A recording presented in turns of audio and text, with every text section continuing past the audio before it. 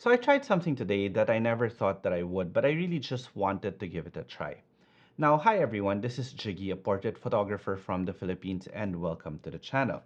Now, for photographers out there, I'm sure you would agree that the job doesn't end the moment we stop shooting, but rather it just begins, because the hardest part of what we do is actually choosing the best photos and at the same time editing those photos. Now, one thing that I personally believed in is that I've worked so hard to create all those images, and it's very difficult for me to let go of it and trust somebody else to choose the best photos for me. Now, this is where this particular software comes in that I really wanted to test out, and I wanted to pit it against my personal choices. I've been using a lot of AI retouching tools, and I am absolutely amazed on what AI can do. However, AI culling is something that for me is that last frontier, something that is very difficult, as I said earlier, to let go of. So I wanted to do this.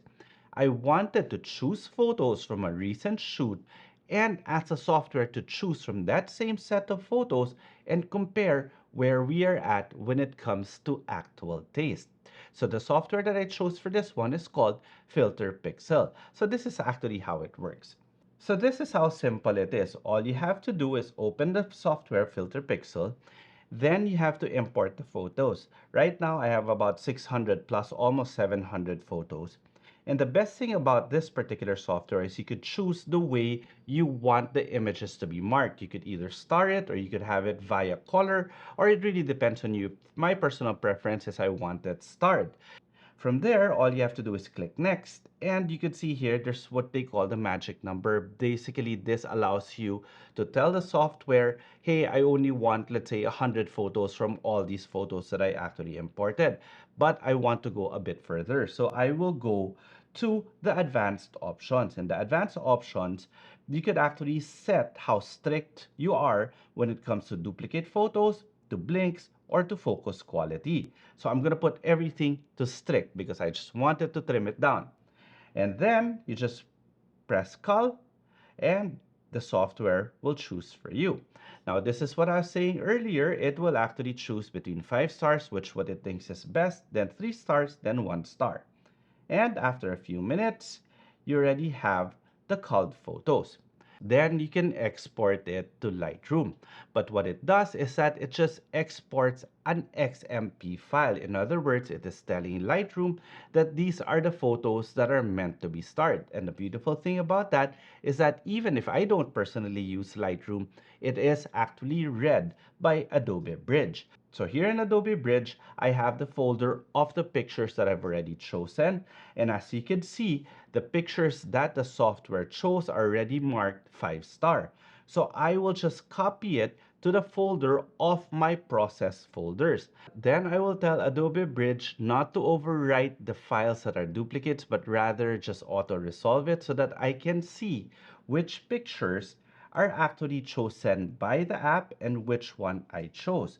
You could see that I have the ones chosen by the app and by myself as blue, meaning those are the ones that are actually duplicate. Now, out of the 87 photos that I actually personally chose, the software and I agreed at 14 photos, which is about 15%. But honestly, this is something that I really expected because culling is very personal. But I did get in touch with the developers of the software, and they informed me that the more you use the application, the more it will learn what your preferences are. So within the software, you could actually tweak it and re-choose what you want, and it automatically learns from what you've chosen, and eventually you guys are actually going to be aligned, which for me personally is very similar to, let's say, hiring a new person to join the team. That particular person has their own taste, but I want them to choose the way I would choose. So therefore, I need to be able to explain to that person what I am looking for, and that's the reason why I am choosing. So basically, that's probably what you need to do with this software. But the difference is, once I've trained this software, I don't expect it to leave me, unlike maybe somebody that you trained could possibly move on and all the work that you did in training that person is gone. So there will be a little bit of effort that we'll put in this software to make life easier. It's still a little bit complicated at first, but eventually I think it's going to be better. However, there are some pictures here that I personally told myself, you know what? It actually looks better than what I've chosen. Why didn't I choose that? So this software gives me another set of eyes. Of course, infancy stages, I expect this to get a lot better, and that's why I said I wanted to try it and see how it actually worked. And as of now, I can actually see the potential of what this can do. Now, if you want to try it yourself, I'll put the link in the description, and you get actually 6 free projects when you do. Now, if you do sign up before November 5, 2025, there is a special gift in store for you. So do check it out if you want to give it a try. So I hope you enjoyed this video, and if you did, please do consider subscribing to the channel, and while you're at it, click that notification bell. And at the same time, if you want to learn more about photography or off-camera flash photography, there are tons of video already in the channel. Okay? So till the next video.